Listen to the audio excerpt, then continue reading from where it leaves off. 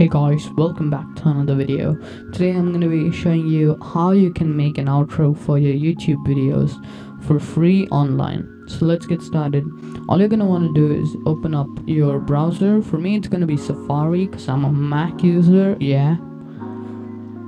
And then you're going to want to search canva.com.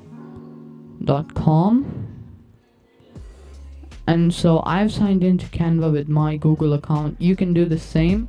So just gonna wait for you to sign in.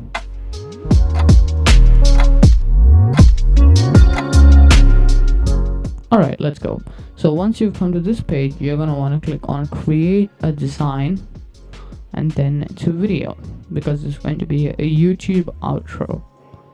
Here in the video you don't have to add your videos or designs or stuff to this blank template. You can just go to the search templates and type YouTube outro and click on the YouTube outros thing. And so basically here you're gonna find loads and loads of outros that you can select from and kind of add your own personal text.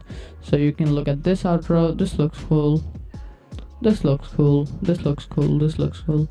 For me, the two favorite outros I really liked was this and this. But you can select pretty much anything. So once you've selected one, you're gonna want to add your own personal text. So if you want thank you for watching, which is pretty much very basic, you can change that to new videos every, and then here the text you can change it to whatever channel name is. So mine is gonna be KGS Lite. And then you can change the position of your text. And you can also change the size, so I'm just gonna keep it at that. Keep all these things, and here you can basically add your next two videos. So once you've done that, you can change the color of text by going over here, clicking on whatever color you want. But generally what happens is the templates actually have the best colors and stuff, so I really like this template, so I'm gonna keep it the way it is. If you want to add changes, you can. And once you've added changes, all you're going to want to do is go over to download and then download this as an MP4 file.